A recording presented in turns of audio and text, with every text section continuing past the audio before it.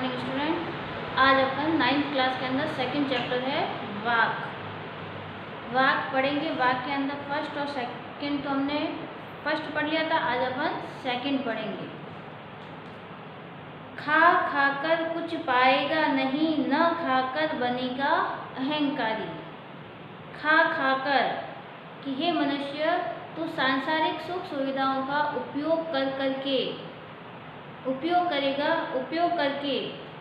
यह कहने का मतलब है खा खाकर, यानी कि हम सांसारिक सुख सुविधाओं का भोग करके उपयोग करके हमें कुछ भी प्राप्त नहीं होगा। इन सांसारिक सुखों के अंदर लीन नहीं रहना चाहिए। न खाकर बनेगा अहंकारी। और अगर आप सांसारिक सुखों का उपयोग नहीं करेंगे तब भी आप अहंकारी बन जाएंगे कि देखो मैं तो मेरी सुख सुविधा का उपयोग करता ही नहीं हूँ, मैं यानी सांसारिक वस्तुओं को तुच्छ समझना, अपने आप को श्रेष्ठ समझने लग जाएंगे, जिससे हम अहंकारी बन जाएंगे। तो फर्स्ट पंक्ति का यही अर्थ निकलेगा कि खा खाकर कुछ पाएगा नहीं, न खाकर बनेगा अहंकारी। कि हे मनुष्य, सांसारिक भोग या सांसारिक सुख सुविधाओं का उपयोग करके या सांसारिक सुख सुविधाओं में ही लीन रहकर या व्यस्त रहकर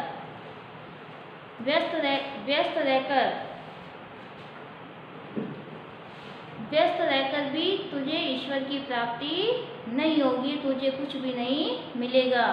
न खाकर बनेगा अहंकारी। अगर आप सांसारिक सुख सुविधाओं में का बिल्कुल ही त्याग कर दोगे या सांसारिक भोगों की यानी संसार में दी गई वस्तुओं का आप उपयोग नहीं करोगे, भोग नहीं करोगे, तो आप उनसे विरक्त हो जाओगे, अलग हो जाओगे, त्याग कर दोगे, तो आप में एक अहंकार की भावना उत्पन्न हो जाएगी। तो इस पहली पंक्ति का ये अर्थ है कि हमें सांसारिक सुख सुविधाओं में लीन नहीं रहना चाहिए, उसका उपभोग करते ही नहीं रहना चाहिए, क्योंकि उसमें व्यस्त हो गए, लीन रह गए तो हमें इस संसार में ईश्वर भक्ति या ईश्वर प्राप्ति नहीं मिलेगी। और अगर हम इनसे विरक्त हो जाएंगे तब भी हम अहंकारी बन जाएंगे और तब भी हमें ईश्वर की प्राप्ति नहीं होगी। सम खा तभी होगा समभावी। कि दोनों का संतुलित रूप से उपयोग करेंगे तभी हम क्या बनेंगे, समभावी, समान भाव रखने वाले बनेंगे। कि हमें सांसारिक वस्तुओं का भोग भी करना है, उनका त्याग भी करना है, और हमें अपनी इंद्रियों को अपने नियंत्रण में रखना है। तो हमें अपनी इंद्रियों को या ज्ञानेंद्रियों को, आँख, नाक, जीभ, त्वचा जो है, ये पांचों ज्ञानेंद्रियां हैं, इनको नियंत्रित रखकर सांसारिक सुख सुविधाओं का भोग भी करना है और उनका त्याग भी करना है। इन दोनों के बीच का जो रास्ता होता है, समान भाव रखते हुए हमें एक बीच का रास्ता अपनाना है। खुलेगी सांकल बंद द्वार की। हम इसमें बीच वाले रास्ते को यानी भक्ति के रास्ते को अपन अपनाएंगे, तभी हमें ईश्वर के मोक्ष, ईश्वर के घर जाने का जो दरवाजा है उसकी सांकल अपने आप खुलेगी और हमें ईश्वर प्राप्ति होगी। तो कहने का मतलब यही है, इन दो पंक्तियों में लेखिका ने बहुत कुछ कह दिया है। तो बस इसके अंदर अपन साधारण से सीधा अपन ये अर्थ निकालेंगे कि संसार की हे मनुष्य, संसार के सुख सुविधाओं या सांसारिक भोग में लीन न रहकर, अगर आप लीन रहोगे तो आपको कुछ नहीं मिलेगा, और अगर आप सांसारिक सुख सुविधाओं या भोगों का बिल्कुल भी उपयोग नहीं करोगे तो आपके अंदर एक अहंकार की भावना जागृत हो जाएगी। तो हम अपनी ज्ञानेंद्रियों को नियंत्रित रखकर या वश में करके सांसारिक वस्तुओं का भोग भी करना है और उनका त्याग भी करना है। इन दोनों के बीच का जो रास्ता होता है, उस मध्यम मार्ग को अपनाकर समभावी, समान भावना रखते हुए हमें ईश्वर की आराधना या ईश्वर की भक्ति के रास्ते पर चलना है। तभी ईश्वर के मोक्ष धाम के, ईश्वर प्राप्ति के रास्ते के द्वार खुलेंगे और हमें ईश्वर प्राप्ति होगी। थर्ड है, आई सीधी राह से गई न सीधी राह। कि व्यक्ति जब जन्म लेता है और उसके पश्चात जब वो ज्ञानी हो या ज्ञान प्राप्त करता है या उसको कुछ ज्ञान प्राप्त होता है, तब वो क्या करता है,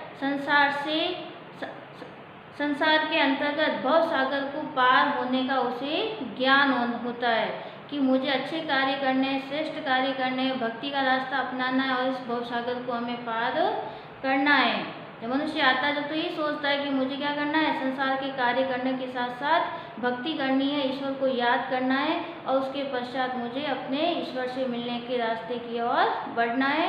तो मुझे भवसागर रूपी, संसार रूपी भवसागर को पार करना है।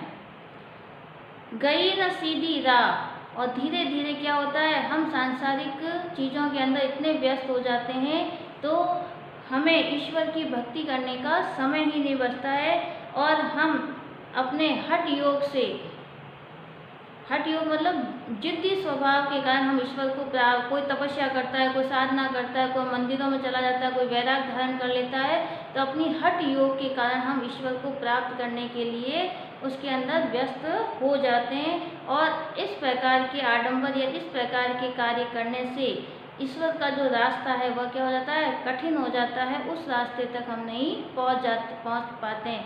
जबकि ईश्वर की भक्ति का रास्ता क्या है, सरल है, सीधा है और सबसे बड़ा तो क्या है, ईश्वर कहाँ निवास करता है, हमारी आत्मा में निवास करता है। तो हमें अपनी आत्मा का स्वयं क्या करना चाहिए, आत्मा का या आत्मज्ञान का बोध होना चाहिए। सुषुम सेतु पर खड़ी थी, बीत गया दिन आह। सुषुम सेतु यानी हमारे अंदर, शरीर के अंदर अनेक प्रकार की ज्ञान, अनेक प्रकार की योग साधना के केंद्र होते हैं। जो साधु सन्यासी क्या करते हैं, उनको जगाते हैं, उनको जागृत करते हैं। उन सभी के बीच में तो लेखिका कह रही है कि मैं उन सभी साधनों का प्रयोग करके या अंदर जो हमारे अंदर जो योग करने की जो ज्ञान अंदर आंतरिक जो भाग होते हैं उन सभी को जगाने के लिए मैं सारा जीवन बिता दिया। यानी अपन कह सकते हैं कि सुषुम्न आदि नाड़ियों को जागृत करने के फेर में, यानी कि हमारे शरीर के अंदर कुछ ऐसे तंत्र होते हैं, कुछ ऐसी मुख्य होते हैं, उनको जगाते हैं। तो उन जगाने से क्या होता है, ईश्वरीय ज्ञान की प्राप्ति होती है। तो उसी के बीच में लेखिका कह रही है, मैं उसी के बीच में खड़ी रह गई और सारा जीवन उन्हीं को ही जगाने में लग गया। जब टटोली कौड़ी न पाई और जब उद्धार करने के लिए, जब जीवन का अंतिम समय आया और हमारे उद्धार करने के लिए, कल्याण करने के लिए, मोक्ष की प्राप्ति के लिए जब मैंने अपने चारों ओर अपनी जेब टटोली, यानी अपने पाप पुण्य अच्छे कार्य इन सभी के बारे में सोचा या उन सभी को देखने का प्रयास किया, तो ना तो मुझे गुरु को देने के लिए कुछ था और न ही मुझे ईश्वर को समर्पण करने के लिए भक्ति रूपी जो गुण होता है, साधना रूपी या ईश्वरीय ज्ञान या ईश्वर के प्रति समर्पित होने का जो भाव होता है वह नहीं है। यानी ईश्वरीय भक्ति रूपी गुणों की पूंजी समाप्त हो गई। मांझी को दूं क्या उतराई, कि संसार रूपी भवसागर की नाव में बैठकर मांझी जो उतारने वाला है, ईश्वर है, उसको मैं क्या समर्पित करूं या क्या मैं नाविक को दूं। जिस प्रकार एक नदी के अंदर नाविक होता है, नाविक किनारे को ले जाता है तो नाविक को मांझी बोलते हैं। और नाविक संसार रूपी भवसागर है, भवसागर में जब भक्ति रूपी योग्य उद्धार की आशा करती है। तो कहने का मतलब यही है, पूरा यही है, आई सीधी राह से गई न सीधी राह, कि हम जब कवित्र कहते हैं कि भवसागर, संसार रूपी भवसागर को पार करने के लिए हमने एक सीधा रास्ता अपनाया, परंतु संसार में हम इतने व्यस्त हो गए, सांसारिक कार्यों में इतने लीन हो गए कि हम उस राह को हठ योग या कठिन साधना के अंतर्गत उसको अपनाते हुए हमने अपनी ईश्वर को प्राप्त करने की राह को क्या कर दिया, कठिन कर दिया। फिर है सुषुम सेतु पर खड़ी थी, बीत गया दिन आ। सुषुम सेतु यानी हमारे अंदर जो क्रियाएं होती हैं उन दैवीय क्रियाओं को जागृत करके हम ईश्वर की प्राप्ति करने के रास्ते पर हम खड़े रहे और उन्हें बार बार जगाने का प्रयास करते रहे और इसी कार्यों में हमारा संपूर्ण जीवन बीत गया। जेब टटोली कोड़ी ना पाई, और जब मैंने जीवन के अंतिम क्षणों के अंदर अपने जीवन का जब पूर्ण परीक्षण किया तो मेरी जेब हमें क्या थी, खाली थी। उसके अंदर ईश्वर को और गुरु को देने योग्य गुणों रूपी या भक्ति रूपी जो पूंजी होती है वह समाप्त हो गई थी। और मांझी को दूत क्या उतराई, और जब इस भव सागर रूपी संसार रूपी भव सागर से पार होकर ईश्वरीय मार्ग की ओर जाना, ईश्वर में मिला, ईश्वर में लीन होने का मैं ईश्वर को प्राप्त करना या ईश्वर भक्ति द्वारा ईश्वर में लीन होने का जो रास्ता है उसके लिए उतराई, यानी उसके लिए मैं क्या दूं।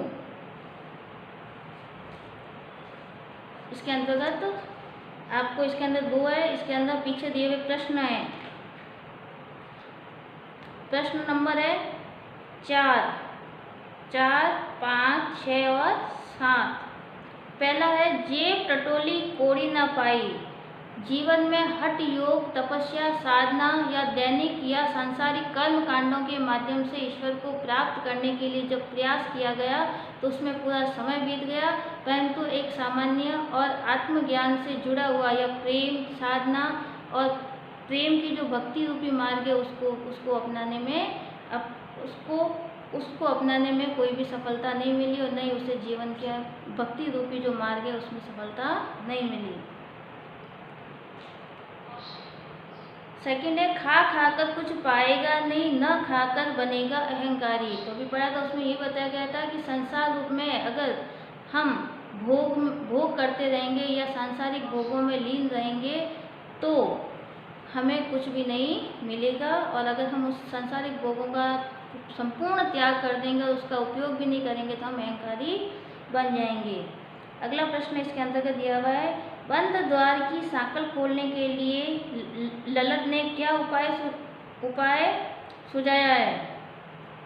तो ललत ने उपाय बताया है कि हमें भोग, अत्यधिक वस्तुओं का, सांसारिक वस्तुओं का भोग और त्याग दोनों के बीच में ज्ञानेंद्रियों द्वारा संयमित या समभाव रखते हुए उन दोनों में से बीच का रास्ता अपनाना चाहिए, और तभी हमें ईश्वर प्राप्त हो सकता है। यानी हमें शरीर को अत्यधिक कष्ट देना और कष्ट देकर भी हम ईश्वर को प्राप्त नहीं कर सकते।